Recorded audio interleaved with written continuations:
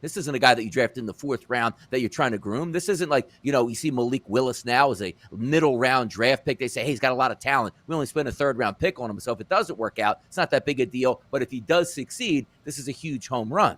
That didn't happen here. So you got 3 of those draft picks there that you trade away. Trey Lance comes to town and he's not ready. So say, okay, let's take our time here. Let's move forward. Now, Jimmy Garoppolo, it's clear the San Francisco 49ers in their meetings behind the scenes have agreed this is not the guy that can win us a Super Bowl. We have to move on. The draft picks were made. Trey Lance is in town. And now we shift forward to this offseason. Because if you remember, and bringing up Patrick Mahomes here, right? Let's use that as a marker. Alex Smith was a quarterback and a pretty good quarterback in Kansas City. Patrick Mahomes comes to town. They see him in practice for a year. Like, hey, Alex, man, love you, kid. Get out of town. We got the next great thing here. We made the right move. So now you figured the next maturation process here for Trey Lance, Kevin, was what? Whew.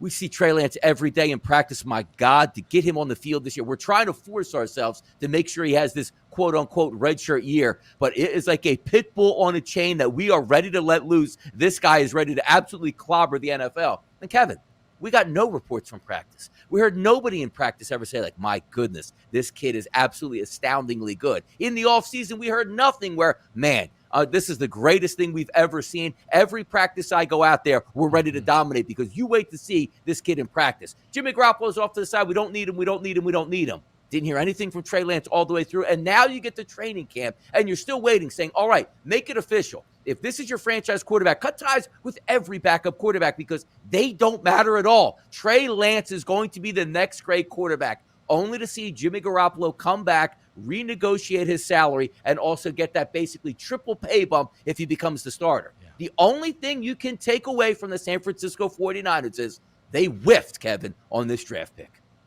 Man, it's fascinating. I think it's, as someone that is optimistic on Trey Lance, I don't have much of a defense, right?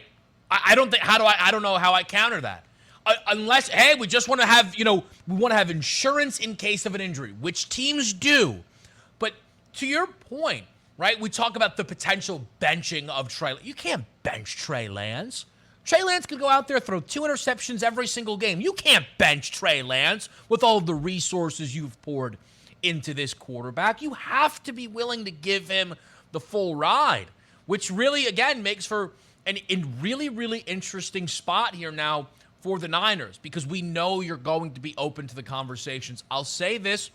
I don't want to get into the specifics of the schedule, but if you do look at the first 8 and then they're going to hit the bye week, it's a really nice mix of contenders and teams they should be able to pick on. Just hear this out quickly.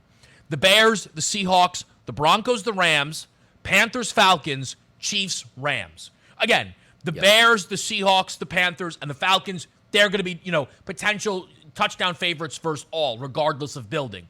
2 against the Rams, Denver and Kansas City, though, those are really tough games. It's a really good mix to see how Trey Lance can settle himself in. Really, really excited to watch this play out.